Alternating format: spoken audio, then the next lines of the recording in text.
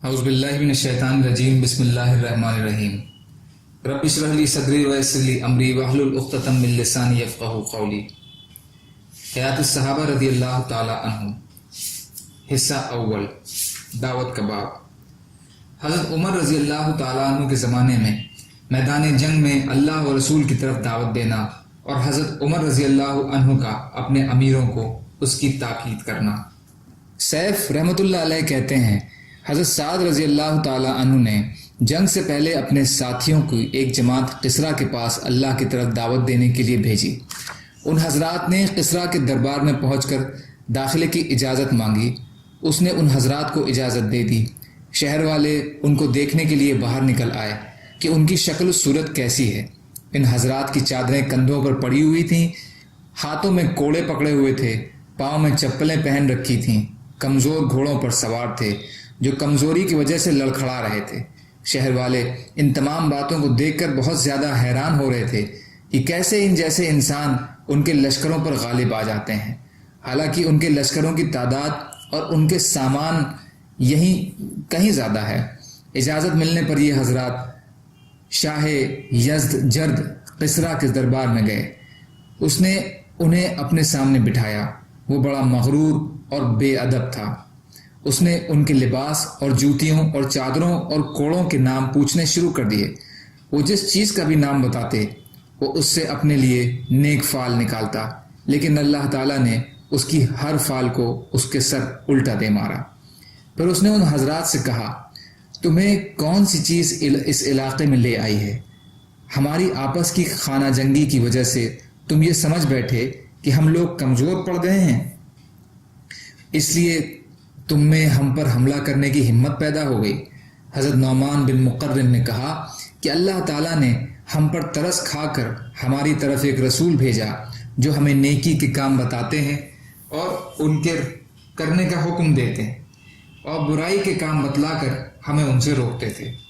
ان کی بات ماننے پر اللہ تعالیٰ نے ہمیں دنیا و آخرت کی بھلائی کا وعدہ کیا۔ آپ نے جس قبیلے کی اس کی دعوت دی، اس کے دو حصے ہو گئے، کچھ آپ کا ساتھ دیتے اور کچھ آپ سے دور ہو جاتے۔ صرف خاص لوگ گنے چنے آپ کے دین میں داخل ہوتے۔ ایک عرصے تک آپ اسی طرح دعوت دیتے رہے۔ پھر اللہ تعالیٰ نے آپ کو حکم دیا کہ اپنے مخالف عربوں پر چڑھائی کر دیں۔ پہل ان عربوں سے کریں، بعد میں دوسرے ملکوں میں جائیں۔ سو آپ نے ایسا ہی کیا۔ سارے عرب آپ کے دین میں داخل ہو گئے، کچھ مجبور ہو کر زبردستی داخل ہوئے، لیکن بعد میں وہ بھی خوش ہو گئے، اور کچھ شروع سے ہی خوشی خوشی داخل ہوئے، اور ان کی خوشی بڑھتی ہی رہی۔ ہم سب نے کھلی آنکھوں دیکھ لیا کہ ہم زمانہ جاہلیت میں جس دشمنی اور تنگی میں تھے، آپ کا لایا ہوا دین اس سے 1000 درجے بہتر، اور انہوں نے ہمیں حکم دیا کہ ہم آس پاس کی قوموں میں دعوت کا کام شروع کریں اور انہیں ہم عدل اور انصاف کی دعوت دیں۔ اس لیے ہم تمہیں اپنے دین اسلام کی دعوت دیتے ہیں، جو ہر اچھی بات کو اچھا کہتا ہے اور ہر بری بات کو برا کہتا ہے۔ اور اگر تم اسلام میں داخل ہونے سے انکار کرو تو پھر ذلت کے 2 کاموں میں سے کم ذلت والا کام اختیار کر لو، اور وہ ہے جزیہ ادا کرنا۔ اور اگر تم اس سے بھی انکار کرو تو پھر جنگ ہے۔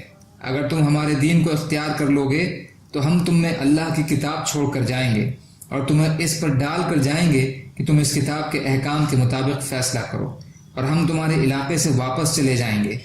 پھر تم ہوگے اور تمہارا علاقہ، جو چاہو کرو، اور اگر تم جزیہ دینے کے لیے تیار ہو تو ہم اسے قبول کر لیں گے، اور ہم تمہاری ہر طرح حفاظت کریں گے، ورنہ ہم تم سے لڑیں گے۔ اس پر یزدجرد بولا کہ روئے زمین پر کوئی قوم میرے علم میں ایسی نہیں ہے جو تم سے زیادہ بدبخت ہو، اور اس کی تعداد تم سے کم ہو، اور اس کے آپس کے تعلقات تم سے زیادہ بگڑے ہوئے ہوں۔ ہم نے تو تمہیں آس پاس کی بستیوں کے حوالے کیا ہوا تھا کہ وہ ہمارے بغیر خود ہی تم سے نپٹ لیا کریں۔ آج تک کبھی فارس نے تم پر حملہ نہیں کیا، اور نہ تمہارا یہ خیال تھا کہ تم فارس والوں کے سامنے ٹھہر سکتے ہو۔ اب اگر تمہاری تعداد بڑھ گئی ہے تو ہمارے بارے میں تم دھوکے میں نہ رہو، اور اگر معاش کی تنگی نے تمہیں یہاں آنے پر مجبور کیا ہے تو ہم تمہارے لیے امداد مقرر کر دیتے تھے، جو تمہیں اس وقت تک ملتی رہے گی جب تک تم خوشحال نہ ہو جاؤ، اور ہم تمہارے محتاج لوگوں کا اکرام کریں گے اور ان کو جوڑے بھی دیں گے اور تم لوگوں پر ایسا بادشاہ مقرر کریں گے جو تمہارے ساتھ نرمی برتے۔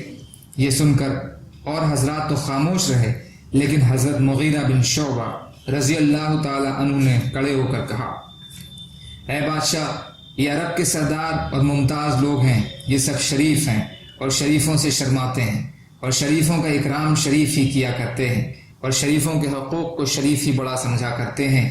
ان کو تم سے جتنی باتیں کہنے کے لیے بھیجا گیا ہے انہوں نے ابھی وہ ساری باتیں تم سے کہی نہیں ہیں، اور انہوں نے تمہاری ہر بات کا جواب بھی نہیں دیا، اور انہوں نے یہ اچھا کیا اور ان کے لیے یہی مناسب تھا۔ مجھ سے بات کرو، میں تمہاری ہر بات کا جواب دوں گا اور یہ سب اس کی گواہی دیں گے۔ تم نے ہمارے جو حالات بتائے ہیں اور تم ان کی پوری طرح ابھی نہیں جانتے ہو۔ تم نے جو ہماری بدحالی کا ذکر کیا ہے وہ واقعی ہم سے زیادہ کوئی بدحال نہیں تھا۔ ہماری بھوک جیسی بھوک کہیں ہو نہیں سکتی۔ ہم تو گندگی کے کیڑے مکوڑے اور بچھو اور سانپ تک کھا جاتے تھے اور اسی کو اپنا کھانا سمجھتے تھے۔ ہمارے مکان کھلی زمین پر چھپر تک نہ تھے۔ اونٹوں اور بکریوں کے والوں سے بنے ہوئے کپڑے پہنتے تھے۔